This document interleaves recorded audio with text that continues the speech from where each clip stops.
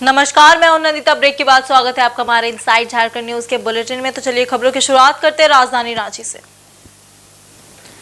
छत्तीसगढ़ और झारखंड में हुए कथित शराब घोटाले की जांच में भ्रष्टाचार निरोधक ब्यूरो ने मंगलवार को झारखंड के वरिष्ठ आईएएस अधिकारी विनय चौबे को उनके रांची स्थित आवास से एसीबी कार्यालय ले गई, जहां लंबी पूछताछ के बाद विनय चौबे को गिरफ्तार कर लिया गया और उनके कार्यकाल के दौरान कथित तौर पर शराब नीति में बदलाव कर एक सिंडिकेट को फायदा पहुंचाया गया, जिससे दोनों राज्यों को अरबों रुपए का राजस्व नुकसान हुआ।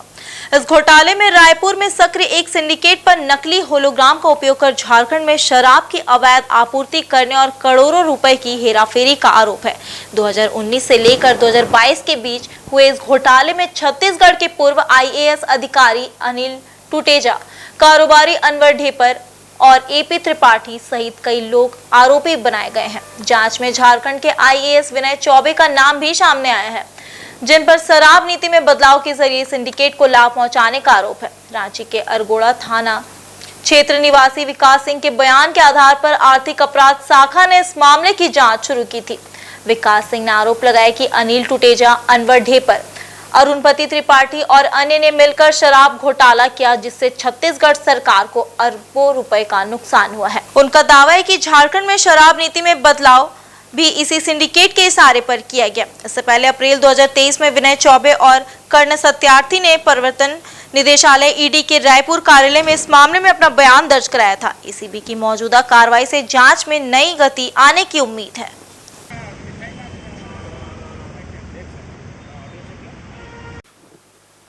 राजधानी रांची स्थित प्रदेश भाजपा कार्यालय में भाजपा के प्रदेश प्रवक्ता प्रतुल सहदेव के द्वारा प्रेस वार्ता को संबोधित किया गया।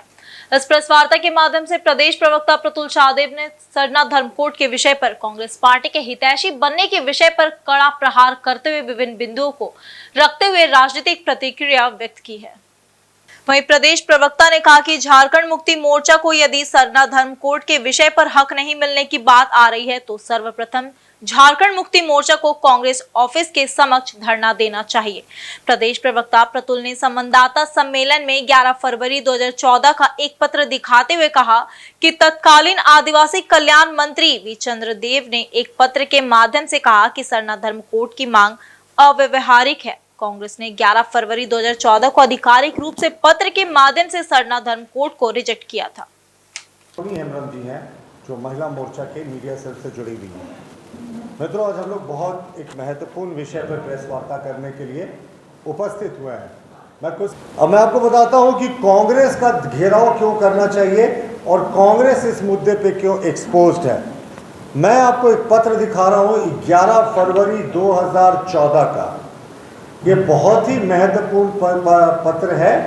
ये तत्कालीन जो आदिवासी कल्याण मंत्री थे, जनजातीय कल्याण मंत्री थे, वी किशोर चंद्रदेव साहब, ये वी किशोर चंद्रदेव जी का लिखा हुआ पत्र है, जिसमें उन्होंने स्पष्ट रूप से कहा है कि सरना धर्म कोड की मांग जो है वो अव्यवहारिक है और इसे दिया नहीं जा सकता। जब कांग्रेस यूपीए की सरकार में थी तो उसने इसी सरना धर्म कोड को खारिज किया था और किसी पार्टी के फंक्शनरी ने नहीं खारिज किया था।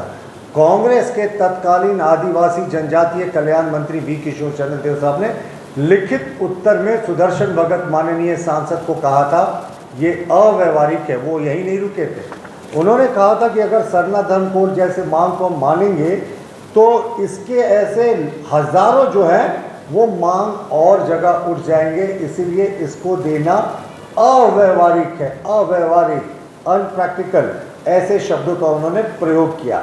इन्होंने कहा कि 2001 के सेंसस में 100 से ज़्यादा ट्राइबल रिलीजन है और डिफरेंट सेक्ट हैं, इसीलिए अगर हम एक को देंगे तो ये तरह तरह की मांग होगी।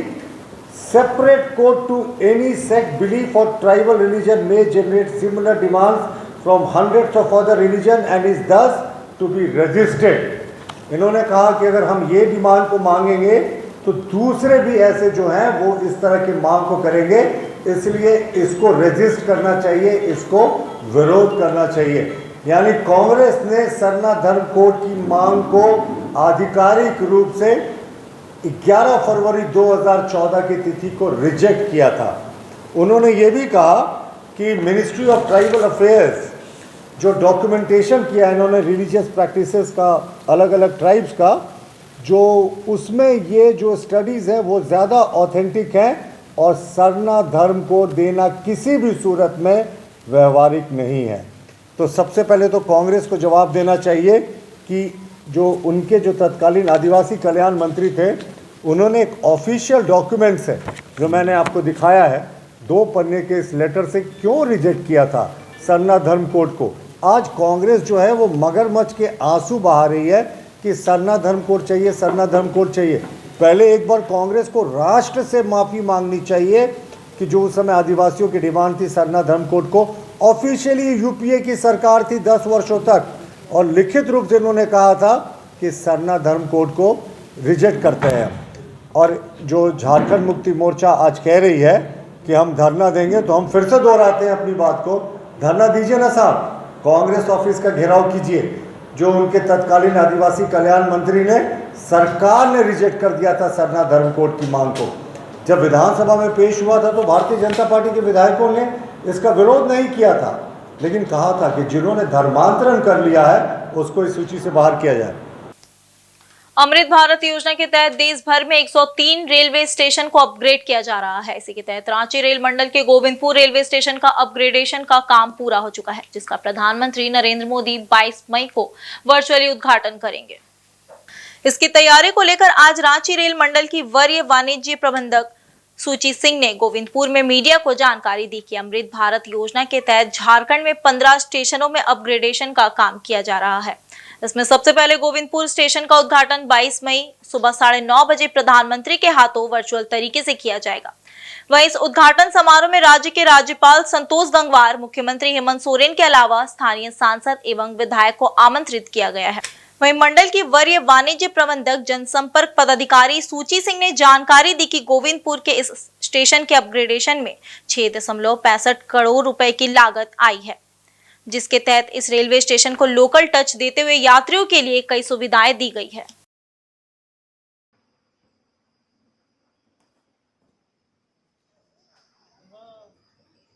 मंडल की जहां पे बात करते हैं तो रांची मंडल के एक स्टेशन गोविंदपुर स्टेशन का उद्घाटन किया जा रहा है।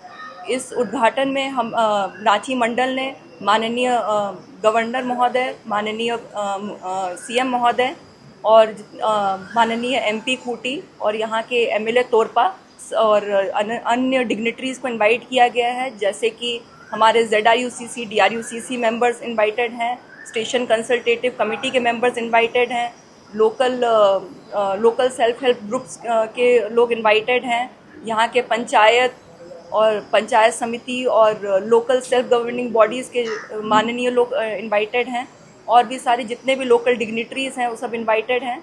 इसके अलावा विशेष ध्यान दिया जाएगा कि यहाँ के जो लोकल बच्चे हैं उनका भी काफ़ी यहाँ पे सम्मेलन हो, यहाँ पे वो भी पार्टिसिपेट करें और हमारा जो ये नेशन बिल्डिंग का जो कार्यक्रम है उसमें एक पार्ट बने। कितने बजे होगा प्रोग्राम, कितने बजे होगा, क्या?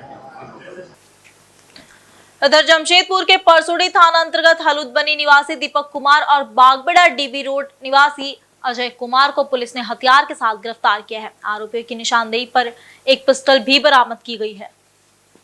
वहीं मंगलवार को सिटी एसपी कुमार शिवाशीष ने मामले का खुलासा करते हुए बताया कि दीपक ने हररगुट्टू में मुखिया को जमीन खरीदने के लिए कुछ पैसे दिए थे। वहीं मुखिया ने ना तो जमीन दिलवाई और ना ही पैसे वापस कर रहा था। इसी को लेकर दीपक ने मुखिया की हत्या की योजना बनाई और अजय से 30,000 रुपए में पिस्टल खरीदा। फिलहाल पुलिस ने दोनों को जेल भेज दिया है।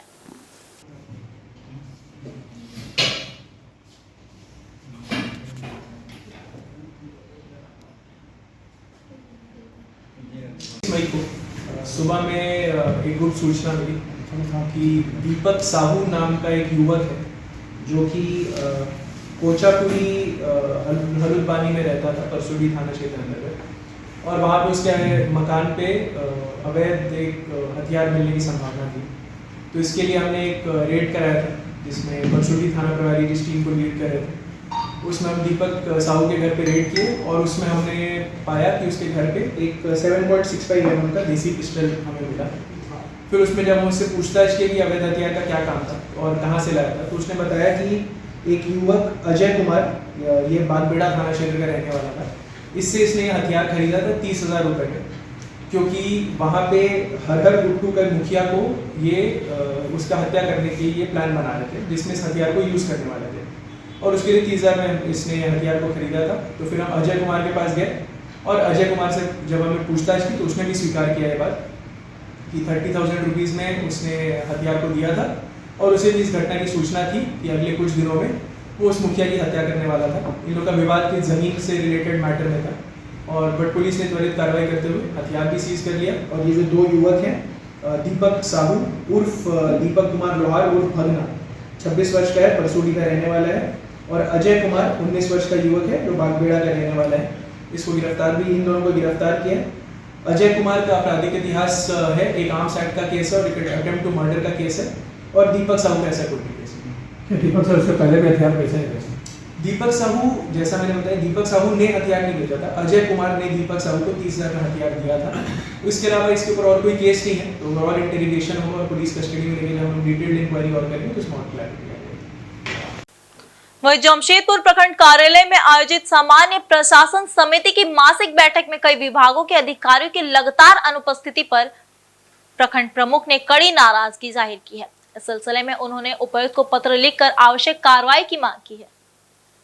वहीं प्रमुख ने कहा कि ज्यादातर बैठक में प्रखंड आपूर्ति पदाधिकारी, अंचल निरीक्षण एवं कर्मचारी, विद्युत विभाग, पेयजल एवं स्वच्छता विभाग, वन विभाग, स्वच्छता विभाग, कृषि बाजार समिति, परसुडी सहकारिता विभाग, दूरसंचार विभाग, आरईओ और श्रम विभाग के प्रतिनिधि अनुपस्थित रहते हैं। इन विभागों की अनुपस्थिति के कारण विभिन्न योजनाओं और कार्यों की समीक्षा नहीं हो पाती, जिससे जनहित के कार्य प्रभावित हो रहे हैं। वहीं प्रखंड प्रमुख ने यह भी आरोप लगाया कि जो विभाग बैठक में उपस्थित रहते हैं वे भी अक्सर लिए गए निर्णयों का समय पर अनुपालन नहीं करते हैं। इससे यह स्पष्ट होता है कि कुछ विभाग प्रशासनिक बैठकों को गंभीरता से नहीं लेते, जो निंदनीय है। उन्होंने उपायुक्त को मांग पत्र सौंपकर सभी अनुपस्थित और लापरवाह अधिकारियों के विरुद्ध प्रशासनिक कार्रवाई सुनिश्चित करने की मांग की है, ताकि भविष्य में नियमित उपस्थिति बनी रहे और प्रशासनिक जवाबदेही तय हो सके।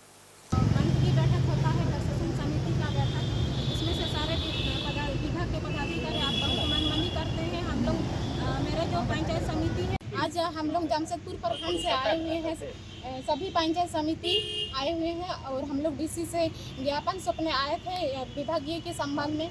जो हम लोग प्रशासन समिति का जो मंथली बैठक होता है सभी पंचायत समिति सदस्य का, तो उसमें से सारे विभाग आते नहीं हैं। जितने भी अपना हर पंचायत का जो पंचायत समिति अपना अपना समस्या लेके आते हैं और मुद्दा उठाते हैं, उसमें से कोई सॉल्व भी नहीं करते हैं और बहुत मनमानी करते हैं सारे विभागियों को। और यही मांग करेंगे डीसी सर से कि जितना भी हमारे समस्या है उसको जल्दी से जल्दी समस्या को समाधान करने के लिए। कौन कौन पंचायत से आए आप? मैं तो जमशेदपुर प्रखंड के अलग अलग पंचायत क्षेत्र से आए हैं। क्या नाम है आपका? मेरा नाम है पानी सोरेन, मैं जमशेदपुर प्रखंड की ब्लॉक प्रमुख हूँ।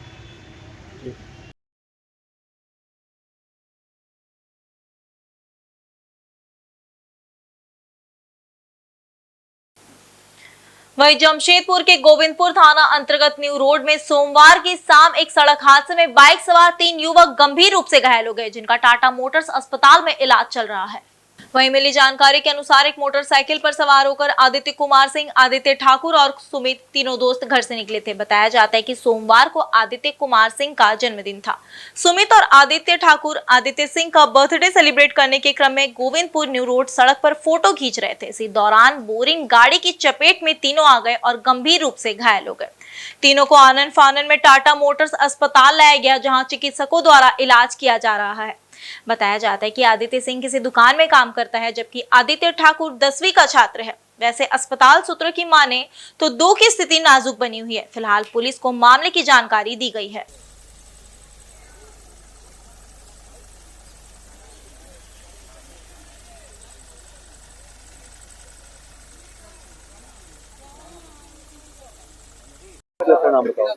सर, मेरा नाम आदित्य कुमार ठाकुर है। क्या घटना हुई? सर, घटना यही हुआ था कि हम लोग दोस्त का बर्थडे था, हम लोग गए थे फोटो शूट करने गोविंदपुर न्यू रोड, तो उधर से आते टाइम हम लोग को टेलर ठोक दिया। कितने लोग गाड़ी में सवार? गाड़ी में सर हम लोग 3 लोग थे। कौन सी गाड़ी में? सर स्प्लेंडर था। क्या स्थिति है अभी? स्थिति तो सर मेरा ठीक है और 2 जन का तो नहीं पता सर। कहाँ के रहने वाले? सर मेरा घर हुआ सागमदा निधि टोला। केंद्रीय ट्रेड यूनियनों और स्वतंत्र फेडरेशन के संयुक्त मंच के बैनर तले जमशेदपुर में जिला स्तरीय विरोध प्रदर्शन आयोजित किया गया। प्रदर्शन का मुख्य उद्देश्य 4 श्रम संहिताओं, लेबर कोड को रद्द करने की मांग और श्रमिकों के अधिकारों की रक्षा करना था। इस मौके पर प्रदर्शनकारियों ने उपायुक्त को एक ज्ञापन भी सौंपा है। वहीं प्रदर्शन की शुरुआत आम बगान मैदान से एक रैली के रूप में हुई, जो जुबली पार्क गेट पर पहुंचकर नुक्कड़ सभा में परिवर्तित हो गई। नुक्कड़ सभा में AITUC C2, AIUT, UC INTUC और FMRAI जैसे प्रमुख यूनियनों के नेताओं ने भाग लिया और सरकार की श्रमिक विरोधी नीतियों के खिलाफ जमकर आवाज उठाई। संयुक्त मंच की ओर से जानकारी दी गई कि 20 मई को प्रस्तावित देशव्यापी हड़ताल को टालते हुए अब इसे 9 जुलाई को पुनः निर्धारित किया गया है। मंच ने स्पष्ट किया कि हड़ताल को स्थगित करना किसी राहत का संकेत नहीं है, बल्कि यह संघर्ष को और व्यापक बनाने का रणनीति का हिस्सा है। प्रदर्शनकारी नेताओं ने कहा कि चारों लेबर कोड श्रमिक विरोधी है और इन्हें तुरंत रद्द किया जाना चाहिए। नेताओं ने कहा कि केंद्र और राज्य सरकार श्रमिकों की समस्याओं को अनदेखा कर रही है। मजदूरों के काम के घंटे मनमाने ढंग से बढ़ाए जा रहे हैं। वहीं न्यूनतम वेतन और सामाजिक सुरक्षा के अधिकारों का उल्लंघन हो रहा है और गैर कानूनी छटनियां आम हो गई है। उन्होंने आरोप लगाया कि सरकार कॉरपोरेट घरानों को बढ़ावा दे रही है। जो विरोध प्रदर्शन थे 9 जुलाई का अखिल भारतीय हड़ताल करे पुकार।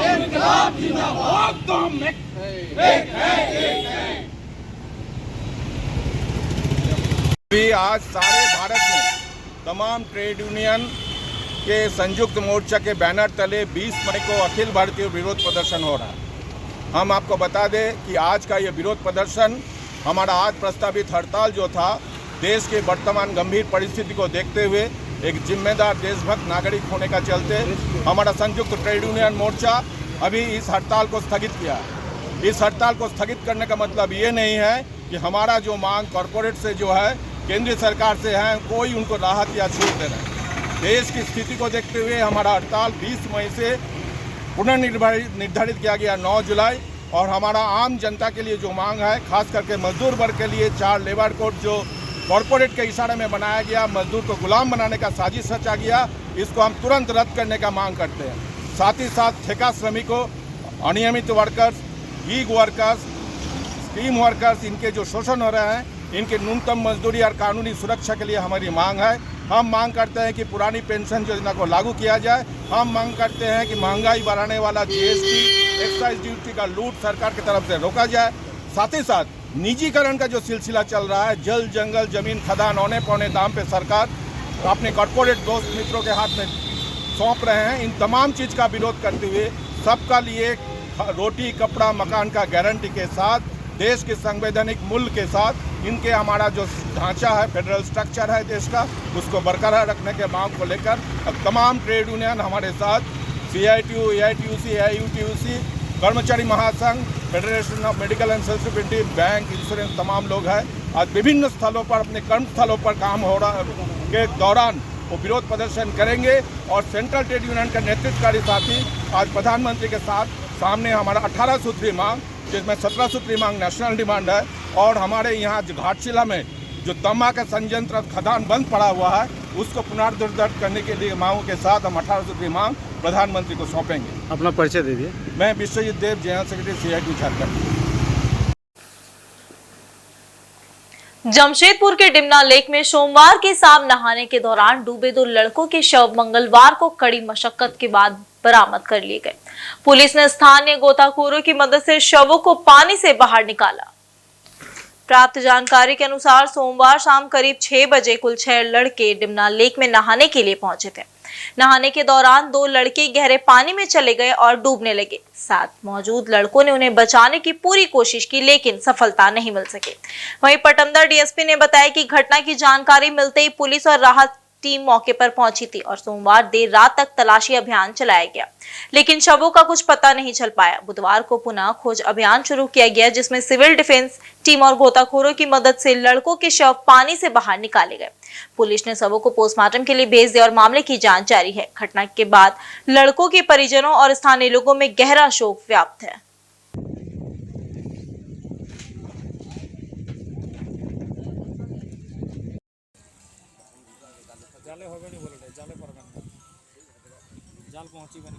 कल शाम की घटना है। मानगो के रहने वाले 5 बच्चे इधर स्नान करने के लिए डैम पर आए हुए थे। उनमें से नहाने के क्रम में 2 बच्चे की डूबने की सूचना मिली है और रात में ही हम लोग आए, पर काफ़ी रात होने की वजह से कोई कार्रवाई नहीं की जा सकी। अभी सुबह में लोकल जो गोताखोर है और सिविल डिफेंस के लोग हैं, उन लोगों के सहयोग से हम लोगों ने प्रयास कर रहे हैं कि डेड बॉडी निकल जाए। उनमें से एक डेड बॉडी की बरामदगी हो चुकी है और दूसरे डेड बॉडी का तलाश किया जा रहा है। सर, हमेशा देखा गया है कि जमशेदपुर के युवक यहाँ आते हैं, नहाने के क्रम में डूब जाते हैं। लगातार ये तादाद बढ़ते जा रहा है, इसको रोकथाम के लिए क्या करना है? एक्चुअली एरिया इसका बड़ा है और हम लोगों का यहाँ लोकल में एक हलुदबनी पिकेट भी है और उससे हम लोग सुबह शाम गश्ती कराते हैं। आप देखेंगे कि जिस ओर से एंट्री है टाउन के तरफ से, उस क्षेत्र में लोग नहीं जाते हैं क्योंकि उधर हमारा गश्ती रहता है और आगाह करता है कि आप इस एरिया में नहीं जाएं, डूब सकते हैं। अब इधर में बच्चे लुके छुपे आ गए और इस तरह की घटना वारदात हो गई। अभिभावक को क्या कहना चाहेंगे जिस तरह छोटे छोटे स्कूल गोइंग, कॉलेजेस गोइंग बच्चे जैसे बता रहे हैं कि बच्चे घर से बिना बताए चले आए। अगर गार्जियन को बताए होते तो गार्जियन बिल्कुल नहीं आने देते, पर बच्चे शरारती होते हैं, लुके छिपे आ गए बिना बताए आ गए। उसमें गार्जियन को हम यही कहना चाहेंगे कि अपना बच्चा को, अभी छुट्टी का सीज़न चल रहा है, समर का सीज़न चल रहा है, बच्चों को अनावश्यक घर से बाहर ना जाने दें, गर्मी से भी बचाएं और इस तरह की घटना से भी बचाएं। सर, ऐसी जगहों को चिन्हित करके क्यों ना डेंजर जोन जैसा बोर्ड लगाया जाता है इन जगहों पर जहाँ पर ये हादसे आप देखे होंगे कि पिकनिक के टाइम में जब काफ़ी तादाद में लोग आते हैं तो उस टाइम हम लोग हर एक क्षेत्र में बोर्ड लगाए थे, पर सभी सीजन में ये संभव नहीं। इधर मानगो स्थित आजाद नगर थाना अंतर्गत आजाद बस्ती रोड नंबर 17 में एक मकान में बीती रात चोरों ने 4 लाख के जेवरात व करीब 1 लाख नगद की चोरी कर ली। घटना सोमवार रात की बताई जा रही है, जहां घटना की जानकारी मंगलवार को पड़ोसी ने दी। मंगलवार को महिला घर पहुंची तो उसने पाया कि घर के बाहर का ताला बंद है और अंदर के सभी ताले खुले हैं। घर में रखे सभी सामान बिखरे थे। वहीं इस संबंध में महिला ने बताया कि गुरुवार को फोन आया कि देवर के ससुर को दिल का दौरा पड़ा है। आनन फानन में देवर अपने परिवार के साथ दरभंगा के लिए निकल गए। उसके बाद महिला भी मायके धतकिड़ी आ गई। उसने बताया कि वह रविवार को घर आई थी, सभी ठीक ठाक था। उसके बाद फिर वह मायके चली गई। इसके बाद मंगलवार को घटना की जानकारी पड़ोसी ने दी। महिला ने बताया कि चोरों ने घर में रखे सोने चांदी के जेवरात लेकर चले गए, जिसकी कीमत करीब 3 से 4 लाख की होगी। इसके अलावा चेक जिस पर साइन किया हुआ था उसे भी ले गए। साथ ही ऊपर और नीचे के तल्ले में अलग अलग कैश रखे हुए थे, उसे भी लेकर चलते बने। करीब यह भी राशि 1 लाख के आसपास की होगी।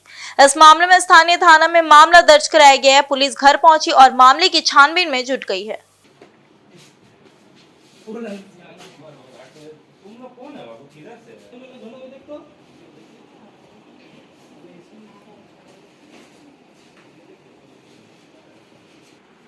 चोरी है, कुछ पता चला? कितना कैश ऊपर में तो 25-30 हज़ार होगा, सब मिला के 50 हज़ार 1 लाख। कितना गहना था? सोना बहुत, चांदी का मत क्या हुआ है, हम लोग, मेरी देवरानी की अम्मी का हार्ट अटैक हुआ था तो वो लोग भी इमरजेंसी में निकल गई और हम भी, वो लोग दरभंगा गई हैं, दरभंगा की हैं, जुमरात के दिन शाम में 4 बजे और हम भी 7:30 बजे करीब यहाँ से अपने मैके चले गए धतकेड़ी। तो उसके बाद फिर हम संडे के दिन आए हैं तो ठीक ठाक था। फिर हम संडे के दिन सब लॉक करके और 7:30-8 बजे करीब फिर हम गए हैं। अब हमको आज सुबह में कॉल गया है कि आपके घर का सारा ताला खुला हुआ है, सिर्फ मेन गेट का बाहर का ताला बंद था। कौन फोन किया? मेरे घर से सामने में रहती हैं आंटी, वो कॉल करवाई थी कि थोड़ा सा फ़ोन कर दो, तो वही फ़ोन गया था। तो हम आए हैं 12:30 बजे करीब हम आए हैं और बाहर का जब गेट लॉक खोल के और अंदर आए हैं तो देख रहे हैं कि सही में सब चीज़ खुला हुआ है, सब चीज़ फैला हुआ है, कुछ भी नहीं है। कुछ जेवर था गोल्ड का, कुछ सिल्वर का, सब चीज़ गैब है। चेक में जिसमें साइन किया हुआ था 2-2, 3-3 पेज, वो सारा पट के मतलब ले गए हैं वो लोग। और भी कुछ आर्टिफिशियल भी था तो वो सब भी ले गए हैं। और तो ऐसे कितना कैश था, कितना गहना था? कैश ऊपर में तो 20-25 ही हजार था, लेकिन नीचे में बोलते हैं कि 50,000। कितना कैश था? कैश लगभग 1 लाख के करीब रहा होगा और जेवर वेल्स गोल्ड का सिल्वर का सबका मिला के 3-4 लाख के करीब था। आज के बुलेटिन में सिर्फ इतना ही। कल मिलते हैं नए समाचारों को लेकर, तब तक के लिए देखते रहे इनसाइड झारखंड न्यूज। धन्यवाद।